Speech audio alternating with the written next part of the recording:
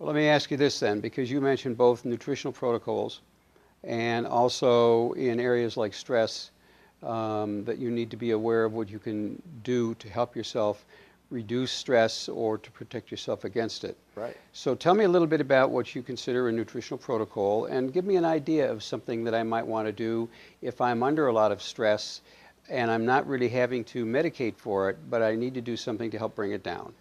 Well, I think there's a couple things that people should really look at for dietary supplements as, I'd say, a blanket approach. In my eyes, everybody needs a good multivitamin and mineral. I think it's, I mean, unless you're under a rock, the data is fairly clear that people need to take a good multivitamin and mineral, because even when they try to eat good, healthy food, the mineral content, the nutrient content in the food is variable. And so ensure yourself. And there's been great studies that show that a simple multivitamin can have all sorts of positive benefits to wide different populations that have been studied. The other one is, essential fatty acids like fish oil. I think are important. People aren't getting them in their diet. Fish oils are vastly important for managing inflammatory chemistry in the body, and they're an essential nutrient. Now, when you go past that, there's some favorite nutrients that I really like. One of the biggest issues it's killing us still as Americans is heart disease. It still is just number one at taking out Americans every year. And for all the medication and all the surgery and all the medical effort that's been put at heart disease, we still have enormous numbers of people dying of heart disease every year.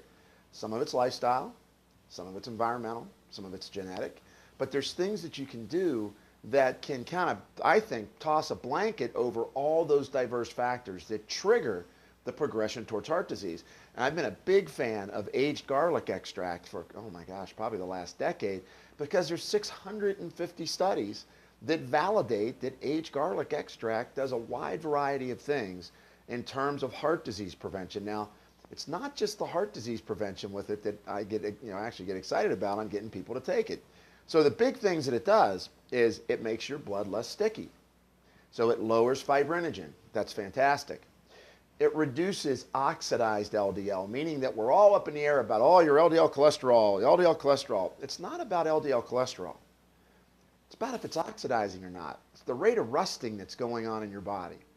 And so when that LDL cholesterol rusts, that's when you initiate plaque formation.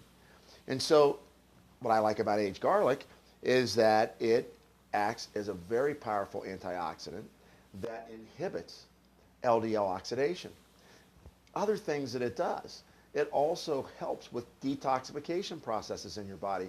We live in a modern world. Lead, for example, has been highly correlated to the development of cardiovascular disease. I mean, in big epidemiologic studies that have been published in peer-reviewed journals, they're saying heavy metals like lead affects your heart disease outcome. So having a good, healthy cellular mechanism to be able to detoxify from lead is an essential part of us living in a modern world. And whether it's lead or mercury or pesticides, all these things we're reading are affecting our health. We need the defense. Aged garlic's interesting because it has a little compound in it called S-allylcysteine.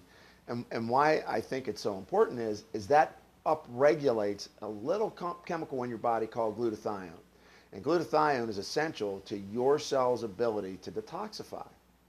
So that's just a few of the things that aged garlic does. I mean, there's a myriad of metabolic effects that it has, but it's known as kyolic. I use it in my practice and have for years, and virtually I have almost everyone in my practice takes kyolic. And for really the reasons I just described: detoxification abilities, it reduces inflammatory signaling, it retards LDL oxidation. In fact, they even did a study. Now, this is what's interesting, Lyle.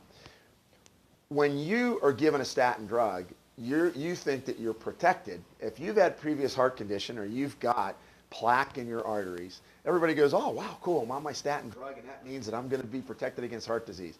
Your arteries still continue to plaque. No, really?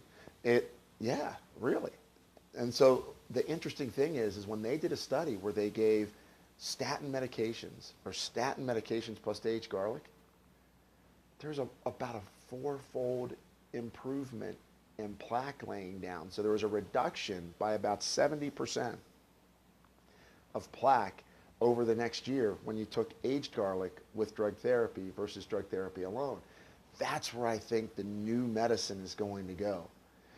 Let's take the value of these nutrients that have been highly studied and let's supercharge the medication that we have so you don't have to take as much medication, because we know medications have side effects. And so this is, I think, has tremendous value, and I think where the future of healthcare will be is how do we blend the good science that's in dietary supplements and natural products with what we know about good medicine, but desiring to reach out and reduce the side effects and the complications and the need for polypharmacy. That's intriguing. I learned about aged garlic shortly after I came into this business from a fellow by the name of Charlie Fox, who has been one of my idols for the last 16 years. He's the man. I believe very strongly in it.